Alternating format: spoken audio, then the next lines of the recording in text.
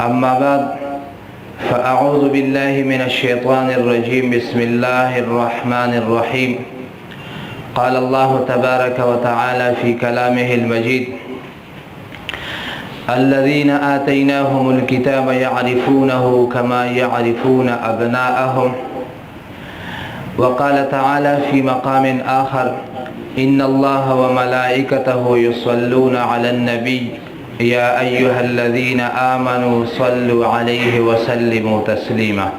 اللهم صل على محمد وعلى كما صليت على إبراهيم. اللهم بارك على محمد.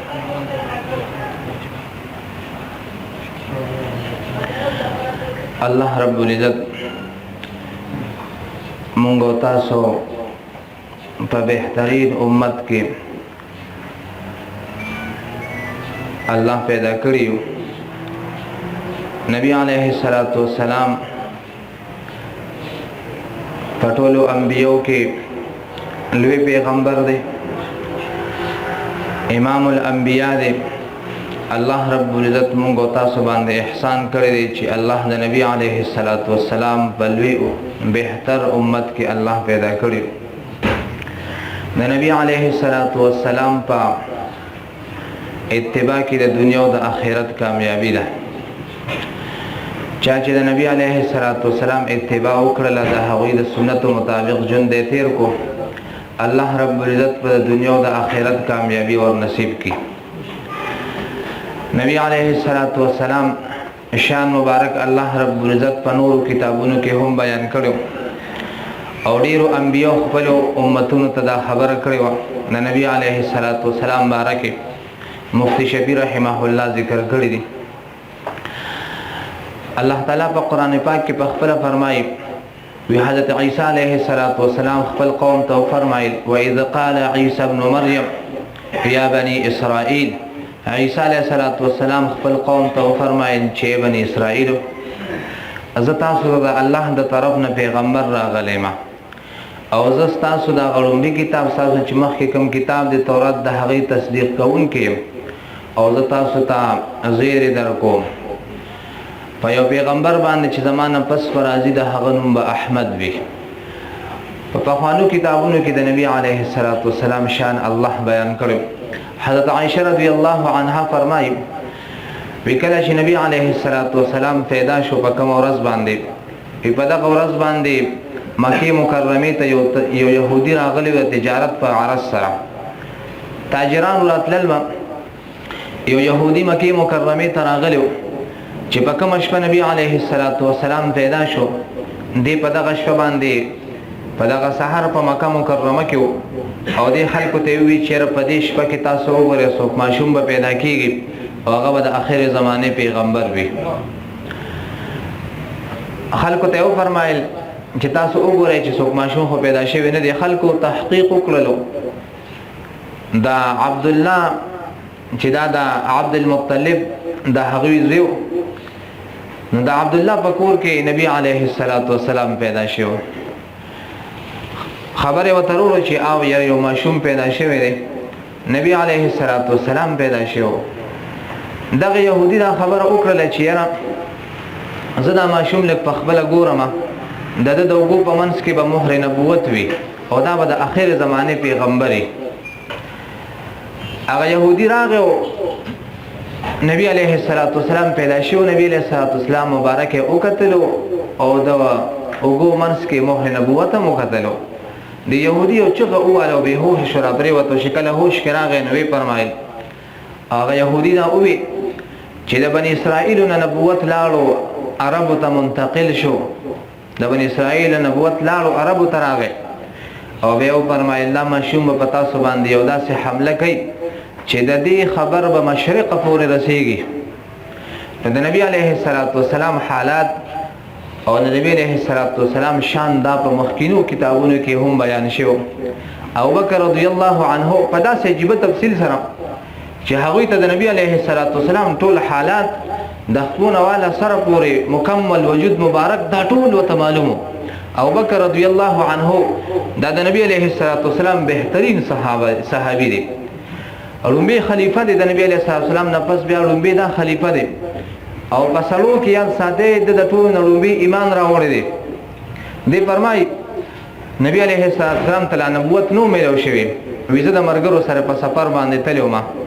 وی په سفر باندې لاړم، وی د ملګرو نه جدا شم او شپه ده او ډېر زیات باران دی، ګرز ګروز دی، هوا ده او یخني هم ډېره وشوله او د ملګرو نه هم جدا شوي او بیا په داسې موسم کې سړی یریږي هم چې باران مې زولي او یوازې وي نو سړی یریږي. وی ډېر خطرناک حالات وي. په دې کې زما رڼا په نظر راغله. وی زه هغه رڼا پسې لاړم. وی هغه رڼا پسې روان یم چې چېرته خیمه به مسافر به نور خیمه به یې لګولې. وی چې کله ورنږدې شم وی هغه خیمه نه وه، یو آبادي وه. وی ډېره ښکلې آبادي وه. وی زه ورغلم، ډېر چاپېره توس شوم. دا تاریخ ابن خلقان دا خبره لیکلې ده. وی چې ورغلم د رغه نه توس شوم د هغه آبادۍ نه. وی ور مې پیدا کو. وی ور مې وډبو چې کوم څوکیدار ولاړ ما ورته وی چې ور راته کولو کوي، ور یې نه کولاوه. وی هغې وی چې زمونږ دا طریقه نه ده، زمونږ طریقه دا ده چې مونږ د ماښام ور بندو بس بیا نه کولاو، دا به سحر کولاویږي. ما ورته وی چې مسافر یم، یخني مې شوې ده، ملګري جدا شوي دي او لږ بدن نه درشمه. وی ډېر مې ورته ووی خو نه، لکه یو سړی چې ښځه سره بحث کوي خو یې ور راته نه کولاوه. بیا ورته ما ووی چې ګوره زه د مکې مکرمې سړی یم، د دغې زمانه کې به د مکې د خلکو احترام کوو، ځکه دې د حج انتظام مې کوو. نو وی ډېرې مې ورته ووی خو ویې نه منله. ما ورته وی چې ګوره مکه کې د قریشو د خاندان یم او د حاجانو خدمت مونږ کوو. وی دې کې یو بل سړی روچت شو. وی چې وی کتل، ما ته وی چې د کوم ځای؟ ما ورته وی د مکې مکرمې د قریشو سره مې تعلق دی. وی هغه بل سړي ورته وی چې ور کولوک. وی چې ور کولوک وی زه ورغلم. ما ته وی چې خفه کېږم، خیرې راته ونه کې. او دا زمونږ طریقه داسې ده چې مونږ ور بند کړو، دا ګرجه ده د عیسیانو، مونږ بیا د سحر ور کولاو، د شپې نه کولاوه. وی دا خبره مې ورته وکړه. نو دا خبره یې ما ته وکړه. ابوبکر عنه فرمایي بیا راته وی چې خیرې ونه کې ښه.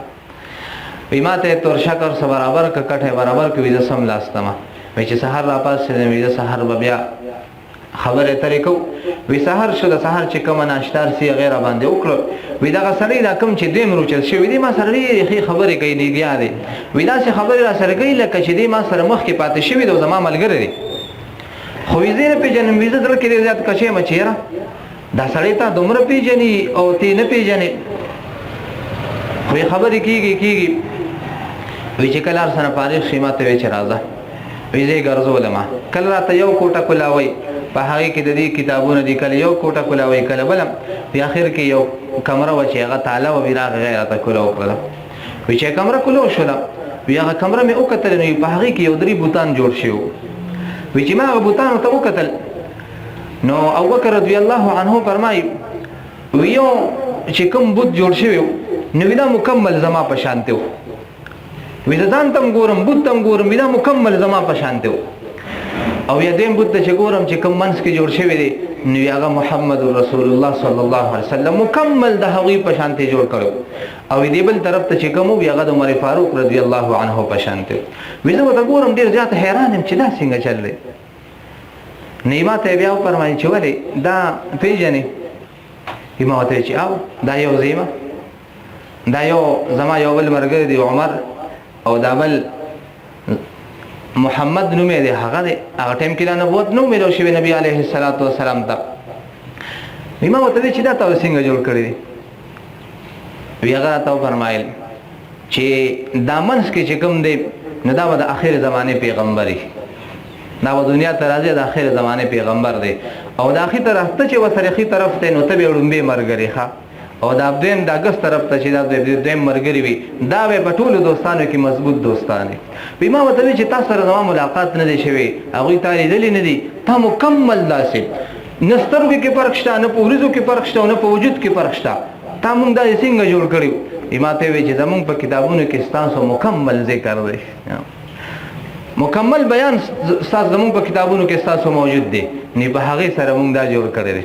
او د نبي علیه السلام ذکر مبارک، د نبي علیه السلام د صحابو ذکر، دا د بعضو صحابو ذکر دا په مخکینو کتابونو کې الله ذکر کړی.